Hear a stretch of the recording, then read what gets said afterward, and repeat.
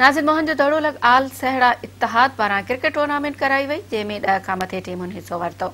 उन हवाले सां ॾिसो था अब्दुल जब्बार मेमण जी ही रिपोर्ट। मोहन जो दड़ो लग आल सिंध सहड़ा बड़ी मेगा क्रिकेट टूर्नामेंट ही गुजरी, जंहिंमें आल सिंध सहड़ा इत्तेहाद पारां ॿ क्रिकेट टूर्नामेंट के हाराए फाइनल खटी वरितो आहे। हवाले सां ॻाल्हि ॿोल कयो छा थी रहा ही जो इवेंट हो सहड़ा इत्तेहाद सिंध एसोसिएशन पारा मुनक़िद करायो वियो।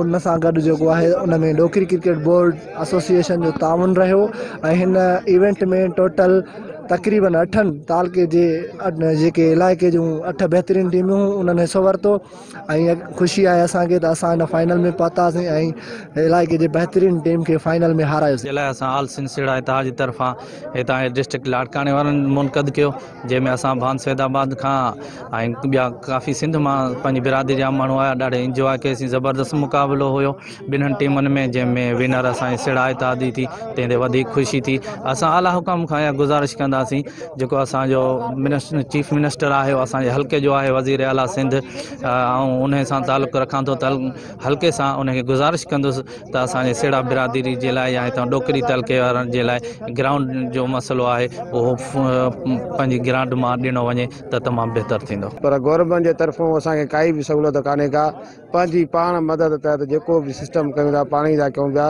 गवर्नमेंट खे गुज़ारिश आहे त ग्राउंड ॾिना वञनि। हे ॿाहिरां में पंहिंजी पाण मदद त जेके बि दोस्त आहिनि ॿाहिरि आहिनि सभु गॾिजी कमु कयूं था, बाक़ी गवर्नमेंट जी काई सपोर्ट न आहे असांखे। मज़ो आयो इवेंट ॾिसी ज़बरदस्त। ऐं जीअं असांजे चेयरमैन साहब बि गुज़ारिश कई त हिते ग्राउंड जो वॾो मसइलो आहे, सो ग्राउंड न हुजण जे करे जेको आहे सो हिते जा जेके असांजा सिंधी भाइर जेके प्लेयर आहिनि, जेके नवां कारी छोकिरा आहिनि जेके, उन्हनि खे जे लाइ तमामु घणियूं मुश्किलातूं तकलीफ़ूं आहिनि। ऐं इहो ई गुज़ारिश कंदासीं वस वारनि खां त महिरबानी करे हिते असांखे हिकिड़ो ग्राउंड ठाराए ॾिनो वञे त जीअं वधि खां वधि महिनत करे ऐं अॻिते हली मुल्क जो नालो रोशन करे। जंहिंमें फाइनल में सहड़ा इत्तेहाद जी पंहिंजी टीम पहुती ऐं ॿी जोंटी फैसल 11 बाड्रे जी पहुती ऐं तमामु सुठो इवेंट हुयो, जंहिंमें ही ऑर्गेनाइज़ कयो सॼो जेको पंहिंजो एक्सपेंसिस हुयो विदाउट फी हुयो, जेको सहड़ा इत्तेहाद जे तरफ़ां हुयो।